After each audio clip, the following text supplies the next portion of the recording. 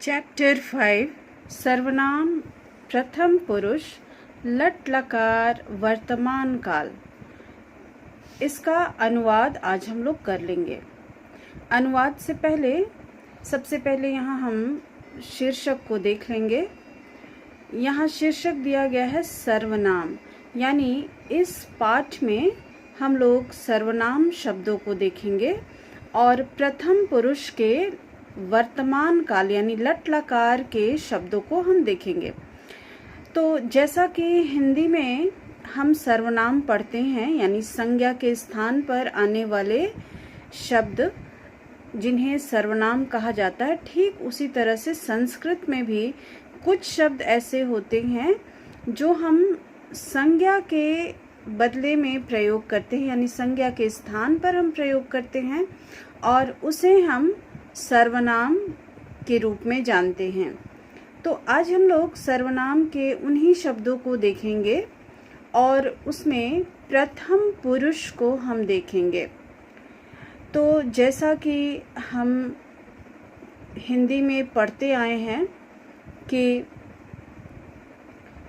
3 पुरुष होते हैं, तो उसी तरह से यहाँ पर भी संस्कृत में भी 3 पुरुष होते हैं।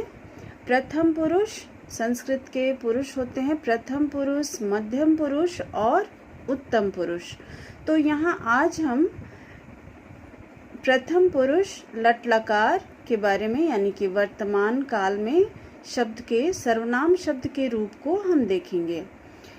अभी हम जब नीचे थोड़ा बढ़ते हैं तो यहाँ देख रहे हैं पहला सर्वनाम शब्द इदम यानी यह, यानी हिंदी में जो शब्द यह प्रयोग करते हैं हम, यह जो है हिंदी में सबों के लिए प्रयोग किया जाता है और इस शब्द में कोई बदलाव नहीं होता है। जैसे कि मान लेते हैं कि अगर हम किसी स्त्री के लिए यह का प्रयोग करते हैं तो वहाँ भी हम यह शब्द इसी तरह का रह जाएगा।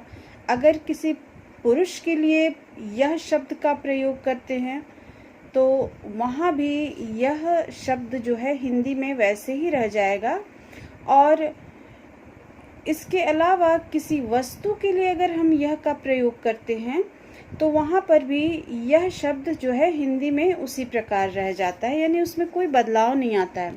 लेकिन जब हम संस्कृत भाषा में आते हैं तो वहाँ पर हम देखेंगे कि यहाँ अलग अलग शब्द बदल जाते हैं।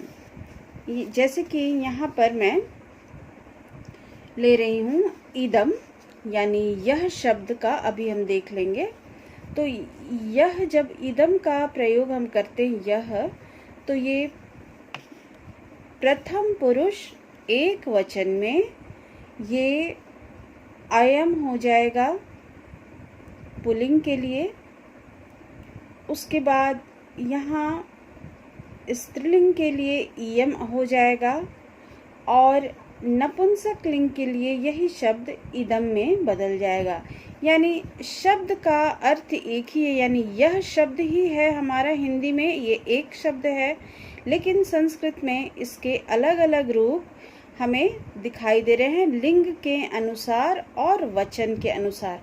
तो यहाँ हम लोगों ने देखा पहले कि ये लिंग के अनुसार मैंने ये सिर्फ एक वचन के विषय में बताया।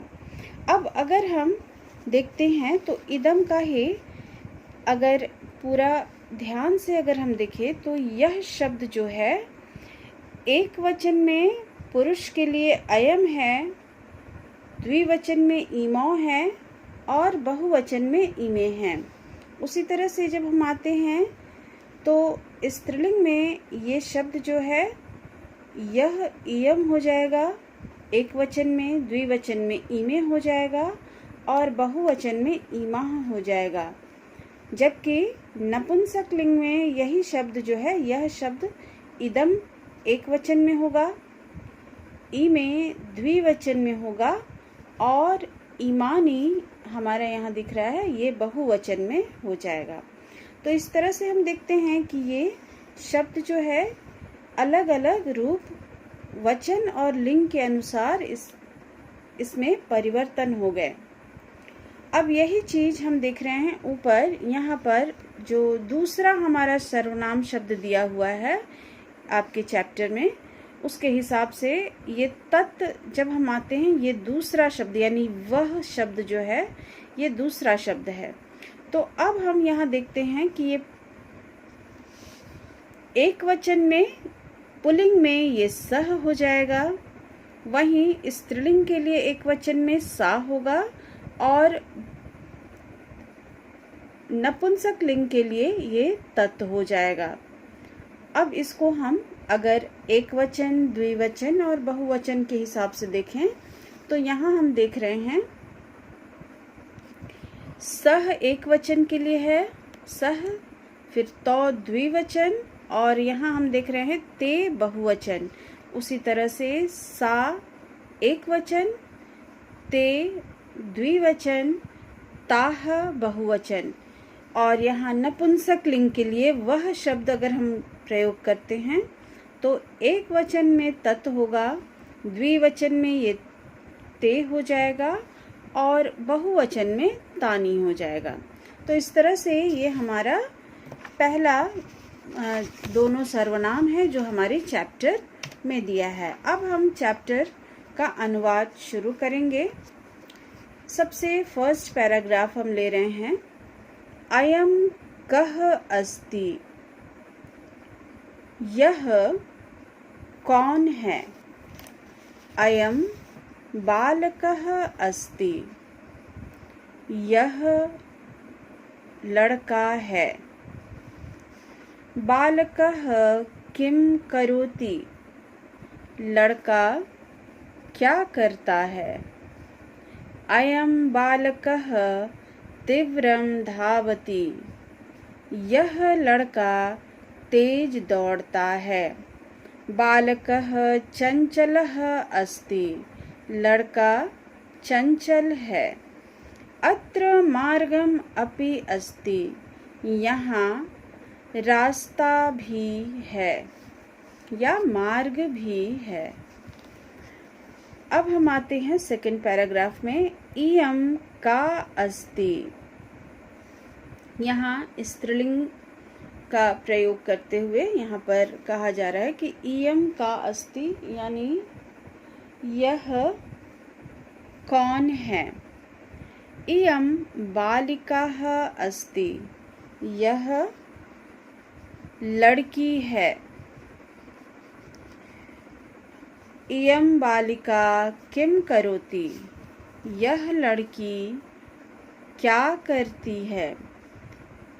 इयम बालिका गीतम गायति, यह लड़की गीत गाती है। अत्र महिलाः अपि सन्ति, यहाँ महिलाएं भी हैं। ये बहुवचन में हमारा हो गया।